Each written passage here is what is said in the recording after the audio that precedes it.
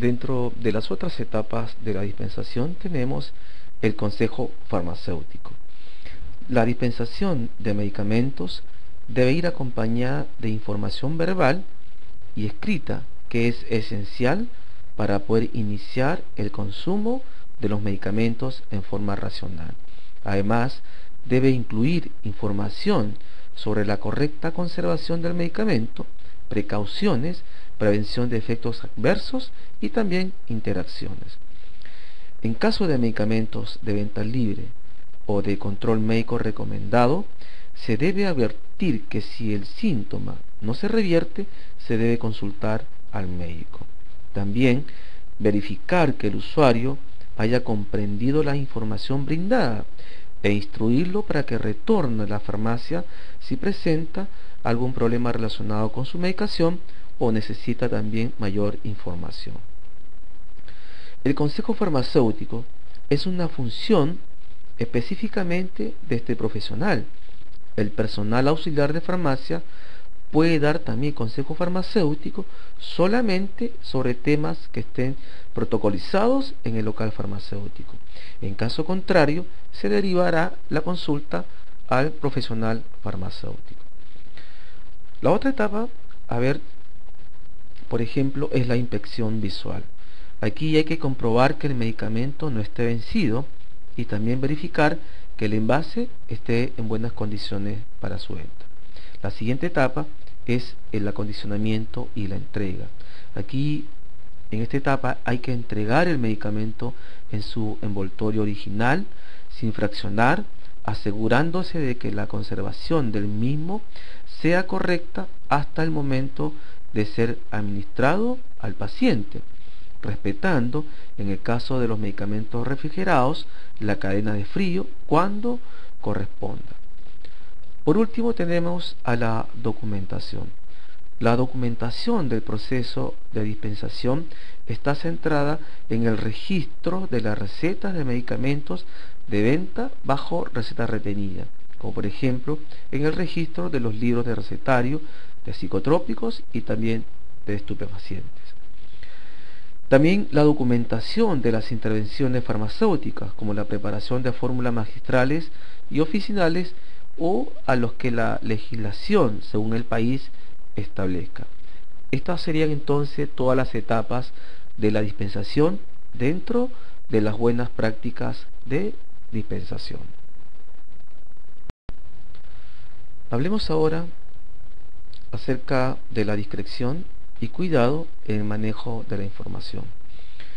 En Estados Unidos se producen anualmente 1.5 millones de acontecimientos adversos prevenibles asociados con el uso de medicamentos.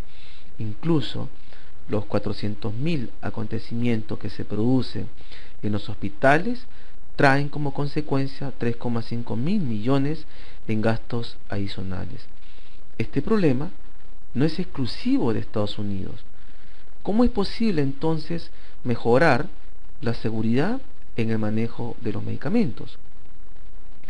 Por los tipos de pacientes que consumen medicamentos de uso cuidadoso, es necesario darle toda la información posible del uso adecuado de estos medicamentos y por el tipo de medicamentos, por ejemplo, los medicamentos controlados, corticoides, hipolisemiantes, antibióticos, etcétera, que son medicamentos actualmente supervisados por el farmacéutico y por lo mismo deberían ser informados al momento de dispensarlos para ser usados cuidadosamente.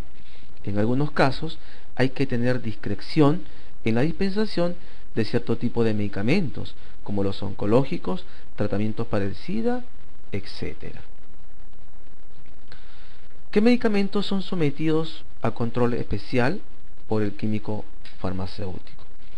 Hemos hablado en módulos anteriores de varios tipos de medicamentos, en especial de aquellos que hay que tener en cuenta cuáles son estos medicamentos que son manejados solamente por el químico farmacéutico y dispensados con alguna condición obligatoria.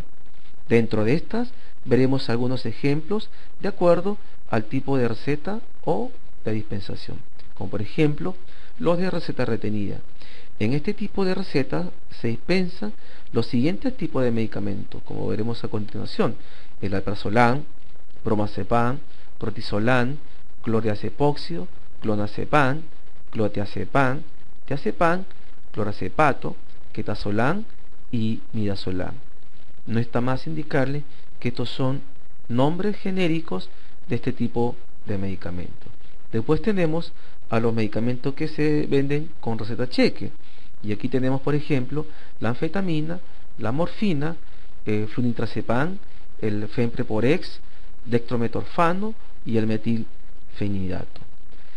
Cuando hablamos de medicamentos sometidos a control especial, es que estos tienen la particularidad de que, aparte de ser manejados exclusivamente por el farmacéutico, estas llevan un libro de registro especial de su entrada y salida del local farmacéutico en forma documentada, es decir, con guía de despacho y con receta. Solamente con estos dos documentos puede ser atendido este tipo de medicamentos. Cuando entra al local farmacéutico se toma en cuenta las guías de despacho, y cuando salen del local farmacéutico se toma en cuenta las recetas retenidas y las recetas cheques. Veamos la clasificación en la venta de medicamentos. Según el tipo de venta de medicamentos, esta lo podemos clasificar en dos grupos: los OTC y los éticos.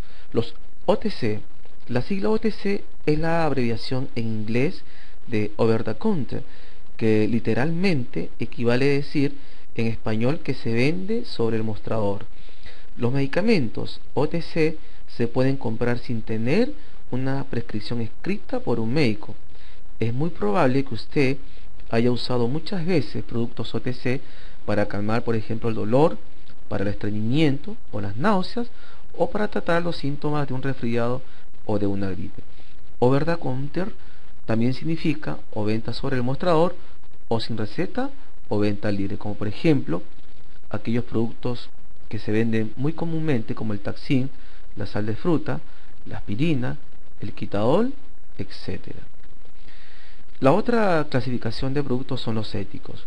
Los éticos son todos los medicamentos de laboratorio, de marca o de fantasía existentes en el mercado farmacéutico, y estas se pueden despachar con receta simple, sin control de stock o en libros de controlado, pero exigiendo la receta, como los antibióticos, corticoides, antidepresivos, hipolisemiantes, codeína, omeprazol, etc.